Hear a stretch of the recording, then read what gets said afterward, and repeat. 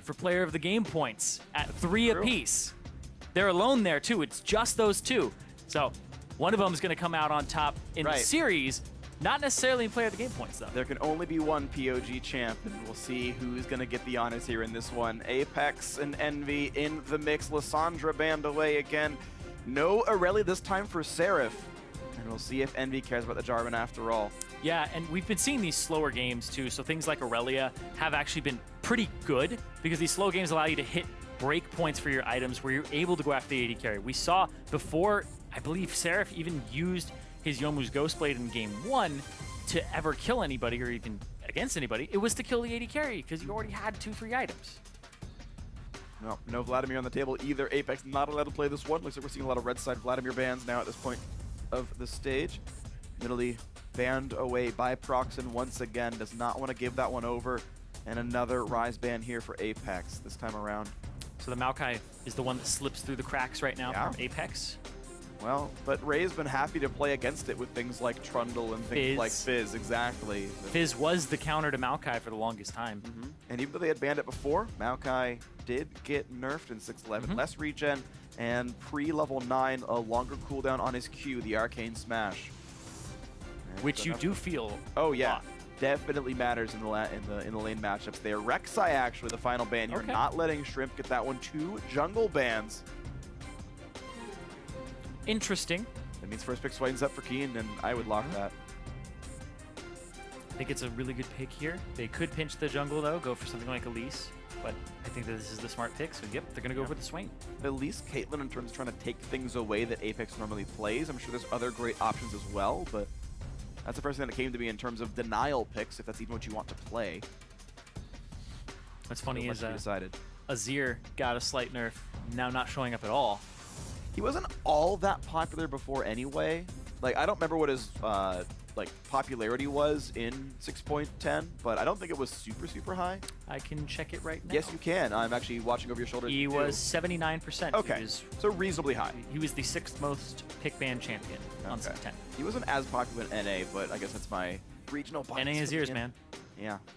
NA's here. Oh, look at that, the Fizz hover. I mean, he knows what's up here. I think it's fine to pick this. I think that Ninja can play it, Seraph can play it. I think it's great. So the Fizz flex, I would not expect them to pick another solo lane until the very last pick here for Envy. And make them respect the matchup in both ends of the spectrum. There's 2 different Fizz builds you can go for here. Tank and Assassin, and it's got to be respected. Hovers back and forth. The Elise does come through, so that was going to be contestable. I mean, Proxen had played it earlier on. So Proxen would have to go to Graves. You could go for Kha'Zix, which we saw a little bit of in the EU LCS, and go back to Kindred. So there you go. Apex picked exactly what I thought Envy might steal away from them, because I knew that's exactly what Apex was going to want to play. Envy did not want to steal it away. And even though those champion picks were a little bit predictable, they'd rather get the Fizz out of Ray's hands. And they really want to play Karma. This gets a little sticky, too, because this gives Apex, Caitlyn, and the possibility of Caitlyn Zyra. It also gives Envy the chance to play Zyra. They can just play Karma mid lane and still get Zyra for themselves and play a really abusive bottom lane again. An option. I don't know if it's going to be what happens here. You'd have to pick it here and then give away what your top laner, your mid laner, and support are. You give out the matchups. Swain, though, I would expect to go into the mid lane anyway, but it's still, I guess, up for grabs. I don't think it's quite what Ray should be playing based on the kinds of games we're seeing from him, but we'll see. I also don't know what his matchup against Fizz is supposed to be.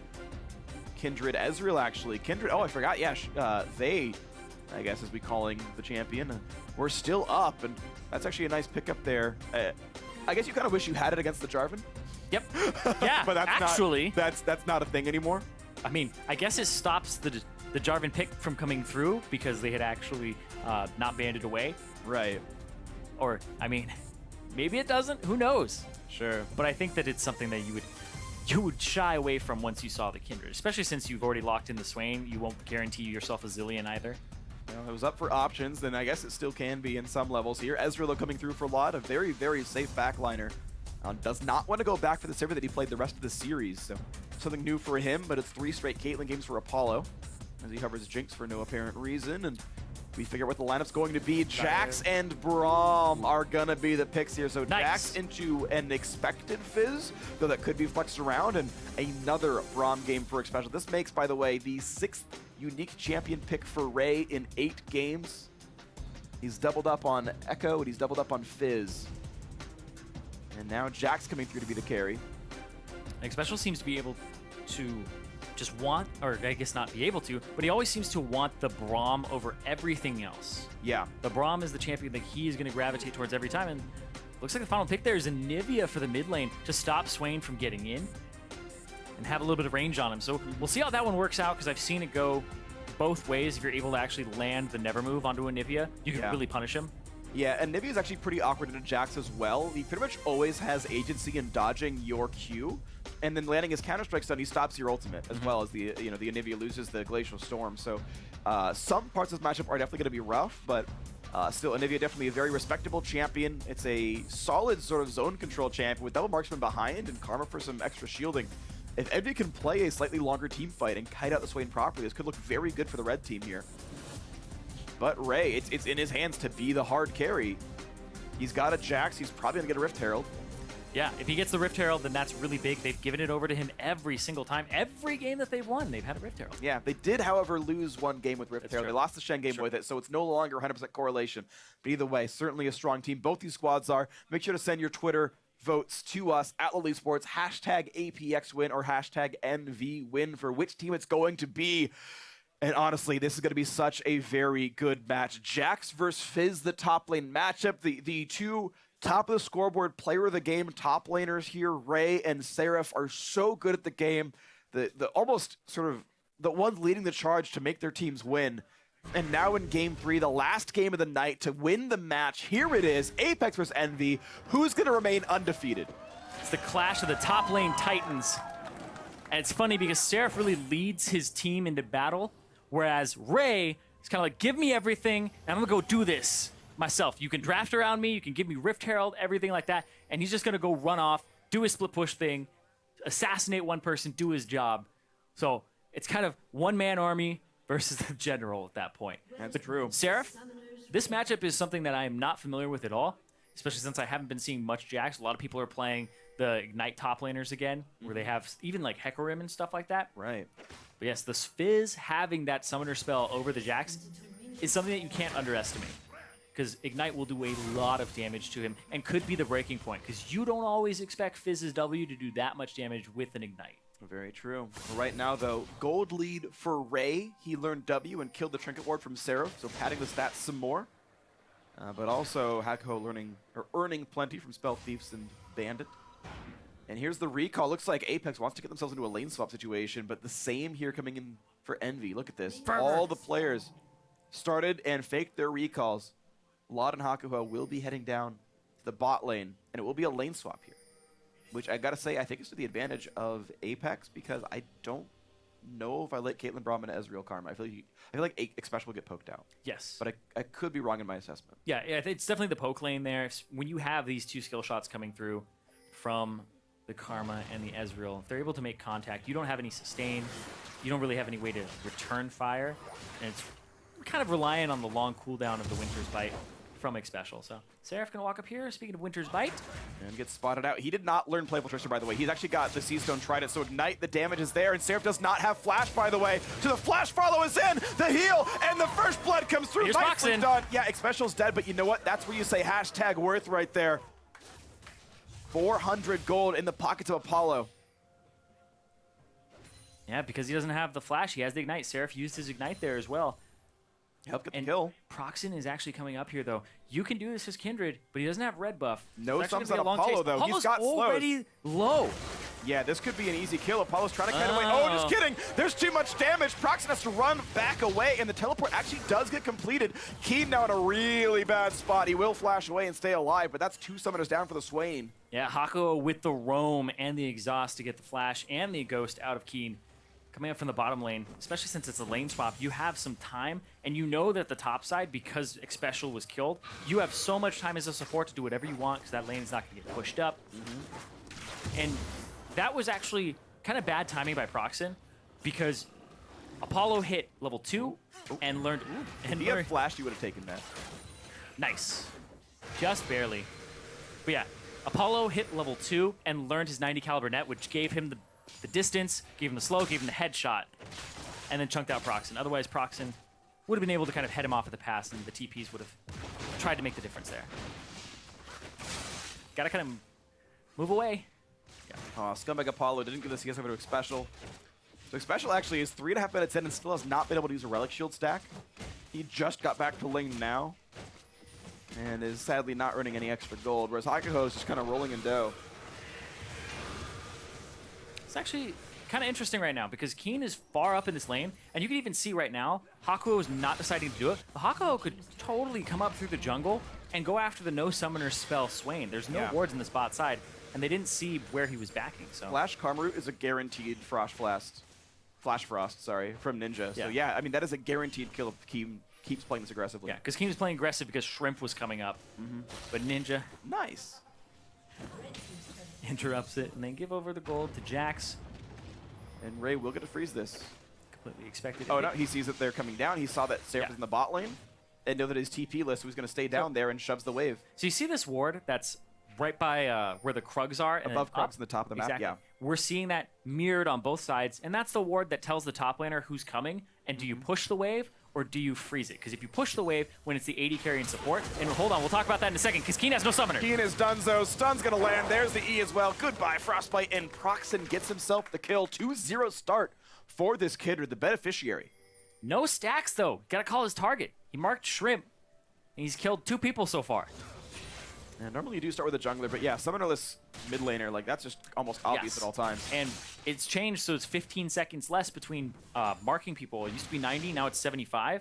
So even if you mark somebody that you're like, he's probably not going to die, he's got 0 deaths, and we're like 20 minutes in, he's got summoners, you just mark somebody else. It's totally fine, and you can swap it over.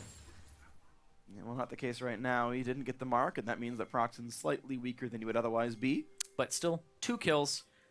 Roaming through the jungle. Yeah. Doesn't have any marks to pick up either. There's nothing available on the map. It's Scuttles, which are dead, and the Raptor camp at the bottom of the map, but that's not really available to him right now. So round 2, the lane swap is once again mirrored as 3v0. So Xpecial and Apollo will knock that turret down. Right now, 400 gold lead for Envy. And that is thanks to Hakuho and then Proxen's ganks into the mid lane. They're just going after this mid lane here, trying to make all of the action happen here. Ninja's playing far back, though. Ninja just is sensing this, and he's playing towards the side of the map that has his wards and where his jungler is. So you always want to play to that side so that you never have a disadvantage if somebody shows up. The reinforcements are there, and a decent percentage of the time that will save your life. So good advice doled out by Zyrene and play to your illustrated wards. by Ninja. Play to your jungle. Play to your teammates, absolutely.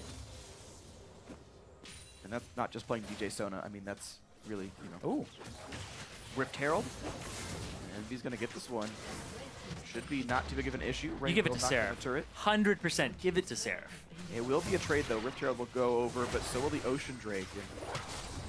And if Seraph can come down, and he is, there's the Fizz walking to that side of the map. Doesn't even deal damage. Just walks in, grabs the buff, and recalls. Ocean Drake, will not be a problem for Apex. They will get this one. And again, this early on, this is the best drake you can get. So quite fortunate for Apex this is available to them.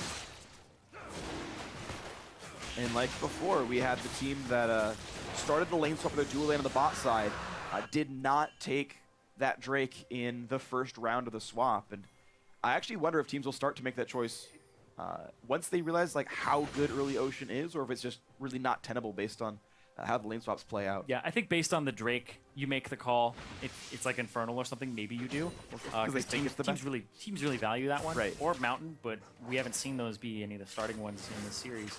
Yeah. But I think the teams should try it in scrims and then see if it actually messes up the timing of the lane swap. Right. Because it could throw off the entire thing. Yeah, I mean, you do pay attacks, right? You're stuck on that side of the map, not recalling, not manipulating lanes for a good 40 seconds or 30 or whatever the number ends up being. But either way, due to how the game plays out, it's going to be Envy getting Rift Herald on a Seraph, and it's going to be Apex getting an Ocean Drake on everybody. And this is where the freezes get pushed all the way to the turret, and top laners then get a large burst of CS. But if they get killed before then... They're not stuffed. If they get killed before then, you're pretty much out of the game. Yeah. Ideally, both teams make a 4-man push to that tier 2 turret. If the other team doesn't respond to you, you want to make sure that top laner does not get farmed. And Jack's actually one of the most resilient champions of tower dives, because you just turn on the dodge and you stun somebody, whoever took aggro is probably dead. And Seraph can do similar things because he has Playful Trickster, but there's no flash, so it's still hard to make the outplay. He has to be able to pick this up. Traps will most likely come down near the turret if he's got them. Proxen and Hako here to defend. It's Ezreal soloing against Jack, which is not an easy matchup for LoD, but Apollo putting some damage on the turret, but not enough. Look at that, Seraph getting a fair bit of this farm. And it looks like, yeah, EnVy were able to grab the wave. Shrimp was not there in time, and Keen wasn't able to rotate up either to post any threat. Just unfortunately slow for them. Is this going to be a dive onto... No, it's not going to be a dive onto Ninja. Hako does spot the Spiderlings and Shrimp as he walks away. Yeah, he had the sense to know that there's probably someone around the wall. Ninja gonna walk right into Keen. No mana, though, on Keen. Just trying to interrupt the back. Flash Frost. Nice, gets the stun. Well played by Ninja. Here's the TP, though. The flash cocoon by Shrimp is there! And Ninja will turn into an egg. LoD gets the ulti across. Here comes the team Proxen. A little early. The egg alive with the ultimate. And it's a kill coming through for Seraph. 3-1 on the scoreboard. Seraph gonna live as well. Ninja gets another one. Knocking down Ray. EnVy somehow make that a 2 for 0. And I love that we're seeing this in this game. We're seeing proactive plays early on. Last game, it was mostly APX that was making those early moves, and then they were the ones who were rewarded ultimately with the victory. In the first game, everybody's just sitting around waiting for item spikes. We don't even have close to a Trinity Force right now on either top laner, and we're still seeing people group up, TP in, make these plays, and that was really well timed. I think EnVy definitely should have taken that fight because there's no mana on Keen. He's basically useless. You see it here. Spends his last little bit. Ninja throws everything out, gets the Flash Frost, so he has nothing. Then the TP in the back, they exhaust Jax. He's too far away, and then they just burst him with damage. Proxen, if he actually gets that Lamb's Respite off, it'll keep Ninja from going into egg, and he's able to continue dealing damage. And then he becomes an egg afterwards. So it's just actually incredibly annoying to deal with an Anivia when there's a Kindred nearby. And all that was difficult. Now Ray and Seraph in a bit of a duel. Seraph's close to 6. Yeah, and Shrimp is taxing some of the XP away from Ray right now as he finally walks down. Seraph is this wave away, maybe 2 CS. If he hits 6, he might actually... No? Not going to go for it. He does have Rift Herald buff. Yeah, but he saw Shrimp 12 seconds ago and probably doesn't want to fight a 1v2. And he won't go for it. Ninja gets the blue buff pretty easily. They're wrapping around here. You can see LoD and Hakuo are actually coming around. And, oh, he shorted it. He didn't got throw it a little bit too short, and it actually stopped. So there are some spells that will not fly the full range when you throw it, unless you put it there.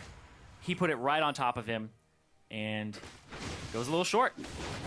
Yep, nice dodge by Seraph. Gets away from the stun. Pretty easy to time. You have to wait a full second before you can reactivate that ability as Jax. You want to harass him under this turret. Hakuo, you really want to be able to just maybe even dive him. This is a gigantic wave for Ray.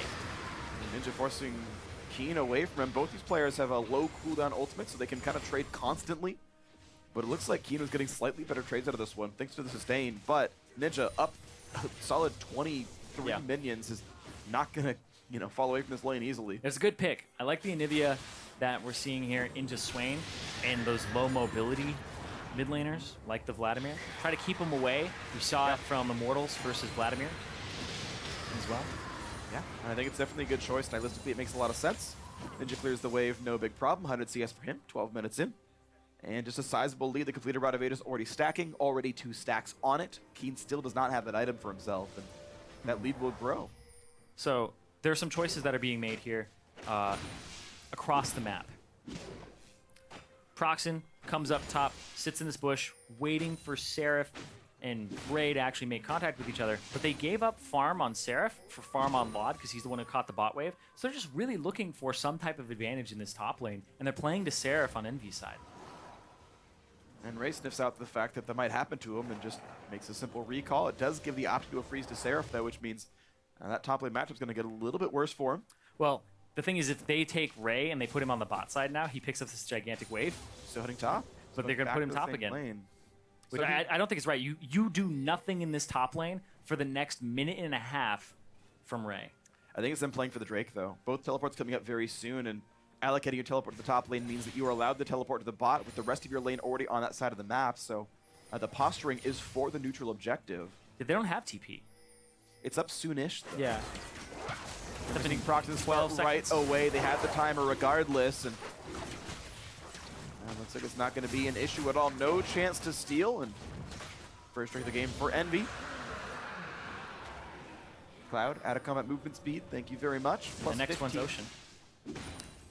So could be a second ocean for Apex, but yes, Ray actually walks up here, and he's going to try to break the freeze, but it could just end up being him enforcing the freeze even more, or reinforcing the freeze. But they do get this topside jungle. They're able to steal the red away, and they might get a lot of this. Uh-oh, Ray walking in a bit more aggressive than he needed to, but he did have the backup of special. Hagaho zoned him out with an empowered Q, and just give the minion wave here. And Seraph, again, there's nothing to play for. The Drake is gone for the next 6 minutes. Rift Herald does not respawn anymore. Baron's in 6 minutes as well. And that can just be a freeze and, Yeah, hold this. you know, in perpetuity for really no threat. And Apex, I think, need to break that. Or they're gonna start really falling behind in that top lane matchup. So Envy just noticed that their red buff was taken. So now full push down the mid lane. Try to get control of that bot side jungle if he wanted red at all, but it's definitely turret damage is the highest priority here. Ray wants to buy a bit of time, does Wall put a them little off. bit of fear on Envy, and especially walls the wrong way, so you can't block any more of the damage on the turret, but it does keep that turret alive at the very least. And you still have Seraph just freezing up in the top lane.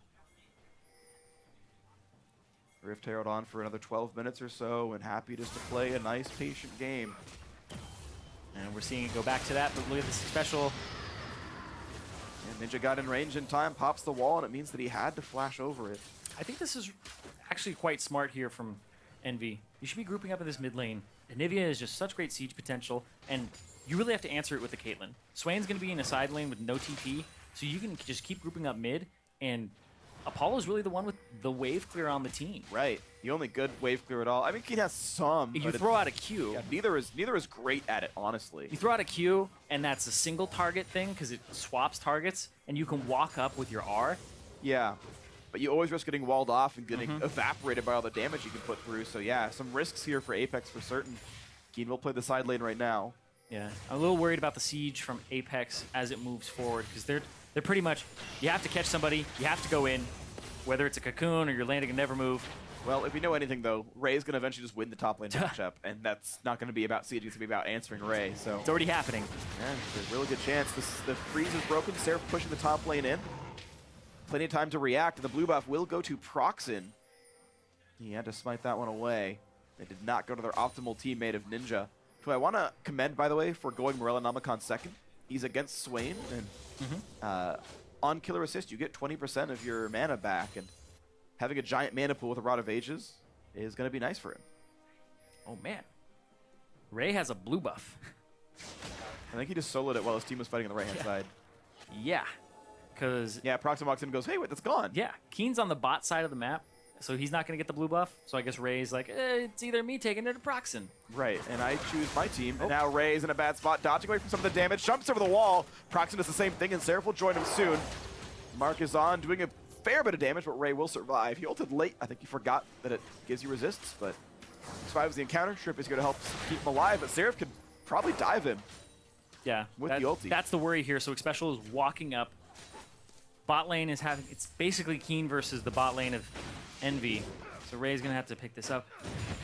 And these top laners are just trading waves like 3 minutes apart. Yeah. It's like, you get this one. Now slow freeze it and push it towards you. Yep, but as the lane resets, there's 6 minions left for him to kill, and it's going to be 97 to 100. Seraph is actually, he was behind, by the way, and Seraph is frozen long enough that he's now ahead in that farm game.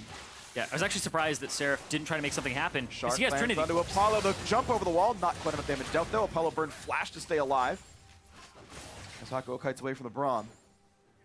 I think this is definitely the window for the Fizz, because he has Trinity Force over the pieces that Jax has. And yeah, Apollo having to blow flash there, it could be a problem, but we're just seeing the lack of a forced siege from either team, and that has been, I mean, the theme of the entire series. And I was commending Envy for the early plays, but they could pressure mid a lot harder. Ray gets away from this. He does have money for Trinity Force. He hasn't bought it yet, but he needs it pretty soon, and he will. The lane is pushed enough. Nice push into the mid lane. Ninja caught a trap, but he's going to be all right. That turret's nearly dead. Tries to something special. Gets a bit of damage there. Ulti comes across, forcing the flash hit on Ninja. Oof. Nice Glacial Fissure by Xpecial. Yeah, you should just do this over and over again if you're Envy, because Keen is constantly pushing bottom to pick up CS because he can't lane against the Anivia. That's what he's basically saying. Right. I don't have the basically the ability to do so. I'm going to lose my turret eventually, but that's what's going to happen anyway. If they keep playing it appropriately on Envy side. Yeah, despite being an AP champion, has neither the ability nor the power to stand up to Anivia. Get it? His AP stands for nothing. I hate you sometimes. Not all the time. Not all the time. Not all the time. Nice. Shrimp takes away the Rift Scuttler and rejoins the potential mini wave of the bot side of the map. Quick red buff for Proxen as he goes towards probably Hurricane himself. Shrimp looking to make... Ooh, he got away from the blue trinket. He didn't get spotted. Doesn't matter. He got pinged. Yeah. Ocean Drake coming up would be the second one for Apex. Seraph continuing to push out the top wave. So he's going for Sunfire Cape second. Yeah. Afterwards. So instead of Iceborne in a tank, it's Triforce in a tank. It's less tanky, same CDR, way more on hit hit damage, way way more attack speed, which is an important scaler when you're doing Fervor of Battle Fizz with your W active. And can be scary things. Lot and Co pushing the mid lane. This should be the kill. Yes, it is. Now Special a bit too far up. Here comes Just Keen. gets over the wall. And there's the Flash of Coon landing again for Shrimp on and into the roots there as well. But Landra's fight buys some time. Doesn't egg him yet. Round 2, gets the shield, gets out.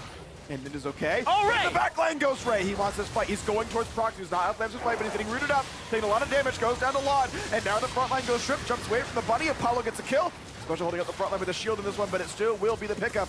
And Shrimp has gone down. Elise is dead. Apollo's going to be next up. He can't do enough damage. Another one picked up for Lot here. A great cleanup by him. Proxen in again. Then he will also get a special. What a great team fight for Envy. Seraph with the TP to go one screen away to get himself on the other side of the fight.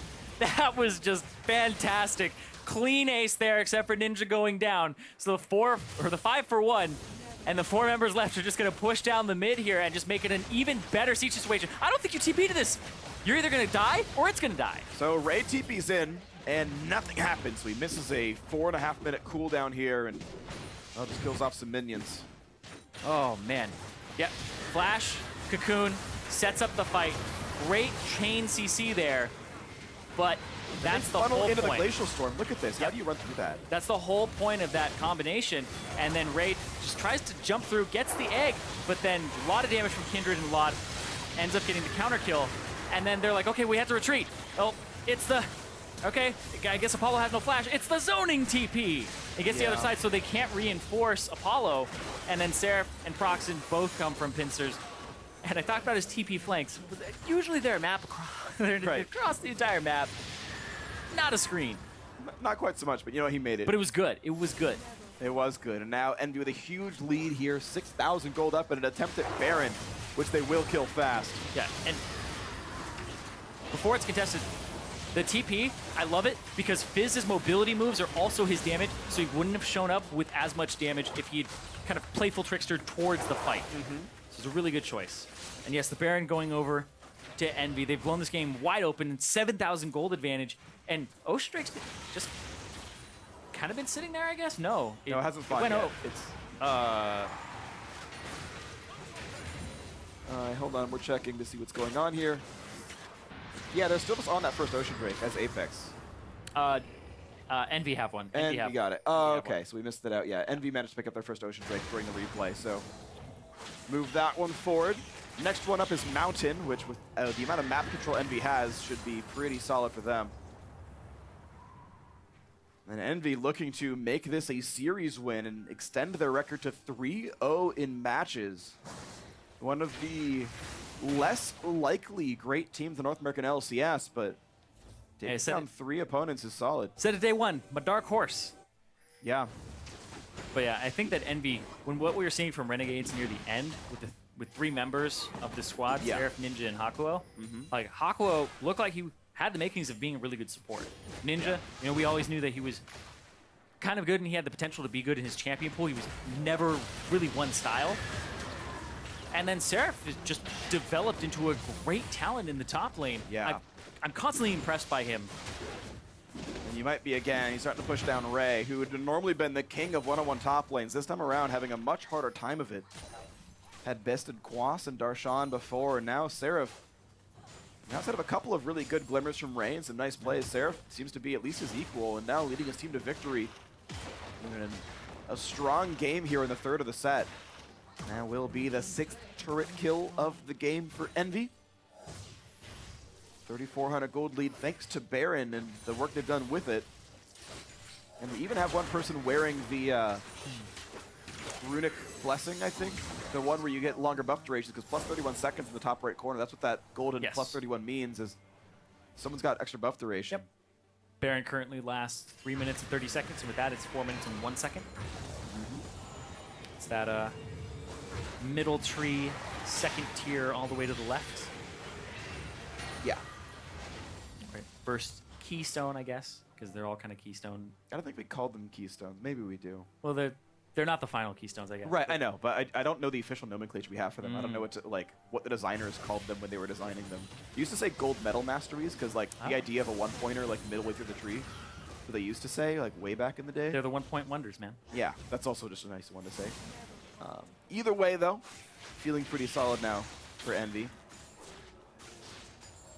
And it's up to Apex to find a way to scrape themselves back in. The problem is, though, the damage output's high enough that they can break through Keen's regeneration and Ray's occasional dodging. And the front line just doesn't live long enough to keep the damage output out for Apex. Oh, yeah.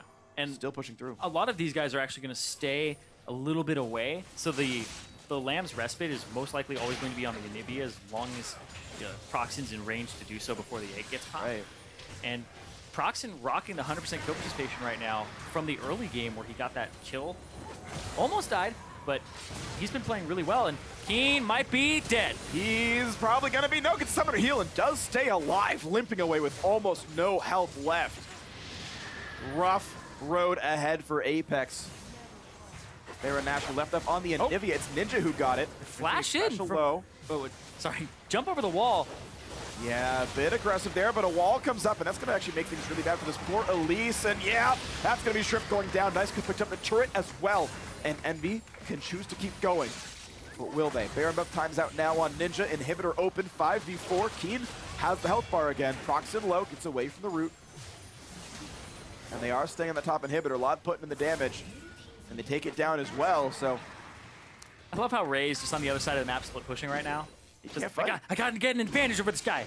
I got to be able to split push against him. But it's the right call. This team could not have won a 5v5 with this kind of gold deficit against Baron. They had to sacrifice the inhibitor. They did. Shrimp sadly still died, which is a misplay by him. But at least Ray could try to catch up, but it likely will not be enough. As a top laner that's built for split push, if you cannot split push against your opponent, you are useless. You run into the team fights, and you aren't as effective. Like, people used to say Fizz isn't that effective in team fights. But with the attack speed build, even if he doesn't have abilities up, he's still doing a lot of damage with the constant Seastone Trident. See how much more he can get done, because Guardian Angel's next up for Seraph here. Quick red buff goes over to Apollo, which will be nice with the Hurricane, but he's just playing with such a giant deficit. It's a 10,000 gold lead for Envy. And that Mountain Drake couldn't be any better for them to close the game out. True. It's the one that you want at the end to get those structures as quickly as possible. And you're in a siege situation, he'll get them incredibly quickly. I'm curious as to what Ray is going to go for with those 2 Ruby Crystals. Because he had a Ruby Crystal more than he needed for Sterix. Eventually to build Titanic Hydra, I guess. Or it goes into like a Visage or something to try to survive the matchup. But ooh, stops 2 backs. Yeah, nice play, Lot. Gives him quite a bit of time to play for this one, but as soon as I say it, missteps onto a trap, takes a ton of damage out from Apollo. Still chugging this turret down. It will fall before the reinforcements can really arrive, and it's bad for Special. Rooted up, goes down. Kill comes through to EnVyUs. 5v4 makes that 4v4. They got one back. Proxen never popped the ulti in time. A nice bit of damage out from Keen, and that will give some breathing room. Ray still gets to farm. Apex keeps the bottom inhibitor alive, and they get a few more seconds to run around the map. It does, however, let Envy get this Mountain Drake. Proxen looked like he ended up getting stunned there near the end, so he couldn't pop it. Courtesy of Shrimp and Special, I suppose. Yep. It's Mountain Drake going over to Envy, like you said, going to help them close out the game. Pretty much the Drake that they want. See that again. Special rooted up, the pick potential, really high, turns over. Proxen, right there, locked up and stunned. The never move got him at the end, but it didn't matter. Yeah. But still just enough damage there, and you even heard Shrimp smite him to try and get that kill. Just to make sure. A little bit extra damage. Well, we know that Baron's next up on the map, and even though there's only 3 turrets left to kill for Envy, that Mountain Drake's going to mean a lot of extra damage on Baron itself. Oh, and it's an 11,000 gold lead, or a 10,000 now at this point since the CS has been picked up. In favor of EnVy. And EnVy, you're looking poised to close this game out. Proxen still 100% kill participation. Executioner calling coming in now. So Keen definitely dropped off in power. Yep.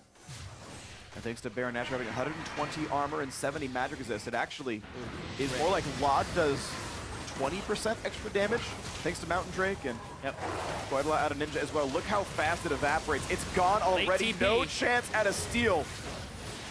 Now the team fight. Goodbye. Shrimp is dead. Ninja flashing in for a bit more damage. Gets him. Apollo's dead. Didn't burn heal or flash to survive it. Either one would have probably saved him. And now 5v3 with Baron. No chance. This should be EnVy winning the series. Yeah, Ray tried to TP in way too late on that. He's been split pushing bot, and that's going to be EnVy continuing to push up. They're going for the lane that has all the minions. No inhibitor here, so they're looking to end the game right here. No excuses. EnVy scraped the lineup together with weeks to spare. 3 matches in, 3 victories. They took down 2 playoff teams. They took down the 2-0 Apex. Seraph and Co. have continued to dominate, and EnVy will be again in first place. Rather unexpected as well. When the first week came out, EnVy, a lot of people didn't have their eyes on this squad. Well, now you have to start watching them. You have to start watching what they're doing against the teams that are near the top of the standings, and they just took down Apex. It was tied for first before this, and now Apex sit right below them, and they're going to envy that spot. Yes, they are, and it's going to take them a long time until they get to play for it again, but smiles and happiness and a great team right here in front of you here. Team EnVy really putting on a great performance here in the last match of the night. Seraph in the front. Yeah, the hugs coming through saying, hey, man, this was a good series. This was well played. His fizz was good. They took it very early on. I believe first round red side. Did not want to give it over to Ray. And it looks like Seraph was just as comfortable as he ever could have been on that champion. 3-1-4, solid by him. It's really a whole lineup win, though. Like, the scorelines all look good. Very few deaths. Only 3 the entire game. Hakuho 0-0 and 11, a sort of immaculate support score. Well, he also did the most damage in the game last game on Zyra. So Hakuho is somebody who kind of flies under the radar as well in these games. He's getting really good roots off. His roam mid where he blew exhaust and got both summoners from Swain, from Keen, put Swain behind very early on and allowed Ninja to have priority in that lane. Yeah, and Ninja did a lot with that lane, of course. So certainly Hakuho's gank and then Proxen's gank got him ahead. And, you know, Proxen got 2 of the early kills as well, so he had the early gold lead. His ultis were on point. I don't think he ever really missed one, except the one he died, he got stunned in, but saved Ninja several times with that. And, I mean, this was a whole team performance, honestly. Every single one did their job. La had a whole bunch of poke for those endgame sieges. Like, he was one of the major reasons why those inhibitors even went down with the Baron buff. So everyone, I think, playing to a very high level on EnVy. Yeah, I actually completely agree with that. I think that both Apex and EnVy kind of struggle from the same problems, though. They're playing at a high level as individuals, and they're having some roams, and we're seeing those kind of breakout plays. But I feel like they aren't high tempo enough, right? If you go up against the likes of Immortals or TSM, we're seeing teams kind of gain tempo in the early game, and then they don't let go. We saw EnVy, they got a little bit of an advantage, and they didn't choke at that point, or they didn't choke their enemy out, right? They basically were like, okay, we have 1,000 gold lead. This is cool. Let's go back to farming items. I'm going to hit my Trinity Force breakpoint like a minute before you, but I'm not going to do anything with it. Yeah. So We'll that's what I was seeing. And then wait. And I agree. And if you watch the earlier series today, you were seeing Santorin at level 2 getting Quasa First Blood. Like, the cheese, man. It's not cheese. That's just good play. But that's the level of competition you're at here in the LCS. I tend to agree. I don't super love slow teams. But look, it is working for them. Whether you like it or not, that team is 3-0. EnVy, beautiful stuff. So before the Analyst S takes over, let's send it down to the side stage where Dom is waiting with EnVy support. Thanks, guys. I am joined with Hakuho. Congratulations on the 2-1 win, and now that puts you at 3-0 in the standings, tied up there with Immortals. First of all, how do you feel coming off of that win? I feel pretty good. I think we were all expecting a win, though there was an issue with the second game. You were expecting a win. What was it going into this game that led you to expect a win? I mean, we just all know that we have better strategy, macro play for the most part, compared to Apex. First game, we rotated everywhere, and they were always trying to follow us. I think we knew coming into this, if we just got the rotations game, we'd win. And what kind of preparation leads you to find this sort of macro strategy ahead of time, to have this confidence? I think Seraph is just like really smart. He like knows like the macro game perfectly, and he shot calls like everything, like rotations. And Ninja just like makes pressure and for Proxen, so we can do whatever we want. Yeah, that's something that we talked about a little bit. The Korean trio, meanwhile, you and Lod just kind of clean up whoever gets left behind by the three. So what's that like for you? I think it works pretty well. Like me and Lod are really strong, confident in our laning, and if we go even or win, we can just make pressure for the rest of them and let them do whatever they want, and then we can rotate. All right. Well, Hakuho, thank you so much. Congratulations on the win. Look forward to seeing you later this weekend. We're going to send it over to the guys, the analysts, to break that down. Thank you very much, Dom. Envy coming out 3-0 now to start their split here in the summer, 2-1 over APX. So the 3-game series went the distance, but they looked good here in this third game. Well deserved. Yeah, very much well deserved. You know, Kobe, when we were talking before this third game, what should these teams do? We said, well, maybe not early action. Let's not force something they're not comfortable with. And then what happened?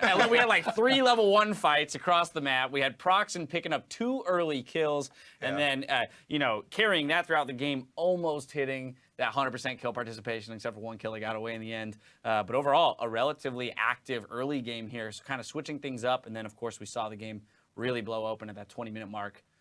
With the ace that Envy secured. Yeah, I mean, they decided to all-in commit to that level 1, and then boom, that's a explosion you were talking about. But here we go. Here's the mid-game where they try and funnel in, and this is actually a really crucial point because you can see Jax heading down right now. Jax is going to head off. He's going to get off this big stun, but nobody really follows. Like, they're a split second too far away, and if you have a DPS top laner, you don't have a split second. Like, you need to be in there right when he initiates, and then he goes downwards instead of going over to the other team. Once he's dead, you know, Jax is out of the fight, it's over, and they just get cleaned up. Yeah. I mean, they committed so much to the start of that. You know, Flash Coon, they're going all in, trying to delete this guy. The Kindred ult comes down, denies that completely, and he's egged. Exactly, it's gotta kill the egg. It's a big commitment, and it just didn't pay off. Kindred ults were absolutely huge in this game, especially, you know, for the kind of playstyle that they had been having. You know, it's very explosive. Jump in, delete someone, get out. That's how Ray had liked to play, and that's how the team had been playing. You know, off of these really fast picks. Kindred shut it down. I mean, it definitely felt a little forced after the Kindred ult came out. I mean, you're attacking a team that has a Nivea, Karma, and a Kindred, right? We're very happy to continue to kite back. Once they had gotten the Kindred ult out, probably would have liked to have seen them back off, say, great, we'll continue scaling just like you guys do. We've got Jackson Swain, we're happy to do that. You know, that being said, let's go ahead and look at that top lane matchup again. This time we see the Fizz come through on the side of Seraph. Seraph taking a different approach, though, going for that Triforce, kind of matching Jax along the way as opposed to taking a page out of Ray's book and going for the more tanky build. Yeah, I really like the new Triforce for Fizz. The old Triforce was great, fine on him as well. But really, the main thing for this game to me was we saw some mistakes from Ray for kind of the first time. He looked a little bit like, you know, like after the first mistake, they kind of snowballs into a couple, just a couple little decision-making things from him. You know, everybody has a bad game though, so it's the first one kind of I've seen from him. Forgivable. Forgivable. Oh, well, I'm being so lenient here. He can't have another one, is what you're saying. He only gets one, right? All right, well, I've got to drive us over to the player of the game. This is going to go to Proxen for this one. As we mentioned, picking up 2 early kills, turning that into 3, 1, and 9 as a final score line. Fantastic ganks, great kill participation, and then a few really crucial team fight ultimates coming through. Yeah, he played great. I think he really deserves it. The fact that he was involved in almost everything, he was everywhere on the map. He farmed exceptionally well. He had really high team fight damage as well because he had picked up all his kills, all this farm. And Elise is someone who's already going to get outscaled pretty heavily by the Kindred. And then this is a Kindred with involvement in everything and a ton of farm. And he was just so strong.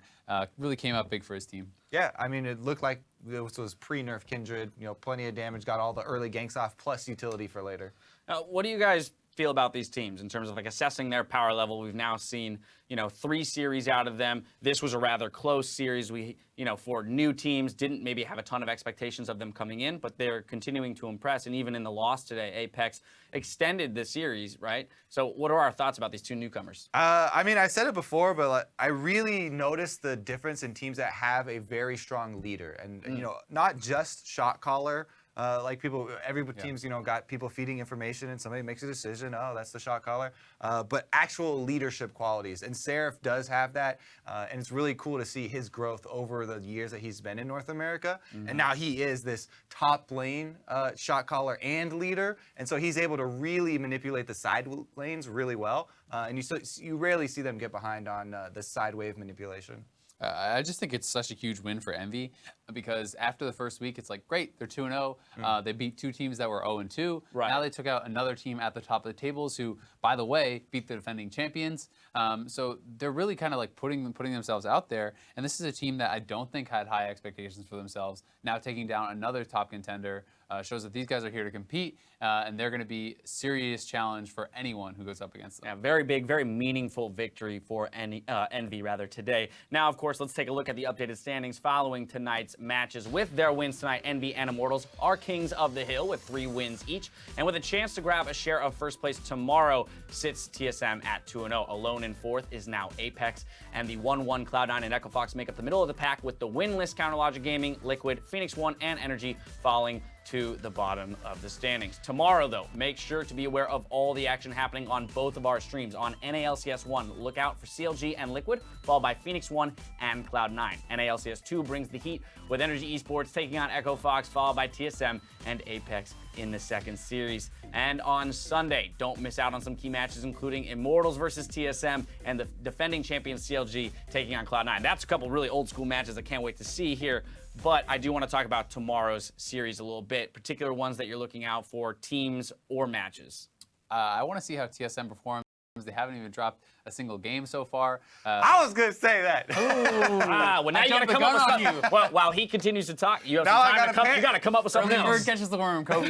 So TSM, I am really looking forward to seeing that. They can move themselves to the top of the table with Immortals to really set up for a Clash of the Titans on Sunday. Already exciting for that game. And if they're able to take another 2-0, it's going to be a huge game for Immortals on Sunday. Yeah. The next team I'm looking for further development is Fox. Okay. Because yeah, exactly, the backup Fox. But yeah, that's another top laner where we can see the feast or famine style. KFO, he wants to play carries. They're probably going to let him play carries. And Froggen, he likes a little bit slower paced game. So that's a team where I really want to see how they decide to mix, because it seems like they might have players with different styles. See how they work together. Yeah, well, this kind of, I want to talk about a few other things real quick. I want to ping back on champion diversity. I know that you and I were having a conversation earlier today about we're very happy about where a lot of the recent patches have put a lot of champions, because it feels like, as opposed to in the past where there's been 1 or 2 S-tier champions that that are 100% pick ban across all roles, we've now got 10+ champions viable in each role, and it really makes for some interesting and more adaptive champion select than anything in these best of 3s. Yeah, I think one of the things that has been an interesting trend, in this new split, is that bans feel much more reactive rather than just kind of set in stone. It's not like, ooh, got to get those S tiers out of there. We got to ban, Echo or Poppy. We got to ban Maokai. We got to ban both the junglers. Now it feels a lot more reactive. People are like, okay, this is what they beat us with. Let's get that out of there. Let's try something new. As far as it goes as well, I think that we have a long ways to go for progression here. Oh, yeah. There are definitely other champions that are strong, or I think are strong right now, that have yet to see playtime just because people haven't practiced them as much. I already mentioned the Alawi, talked about that a whole bunch. You don't want to hear anymore. I do not. I got another one for what you. About the Alawi, Kobe? There's another tentacle monster, and it's Vel'Koz, and he got some massive buffs in the last patch. I like how you tied that together. Tentacle monster theme, but we're talking about high damage supports. Everybody's like, oh my god, Zyra came out of nowhere. Everybody's using her now. She's really strong zone control. The new Vel'Koz got super strong buffs, and he can put out a lot of damage and control a lot of areas as well. It's the classic Azir counter, but Azir got nerfed, right? So could be mid or support, so he's flex pick. Okay, yeah, it's the new Zyra, right? The new Zyra support. Crazy damage coming from your support. Anyway, that's going to do it for us here at the LCS studios tonight. We're back in less than 24 hours, though, and looking forward to seeing you again. So now for myself, the casters, and the entire live broadcast crew, thank you for spending your Friday night with us, and we'll see you tomorrow.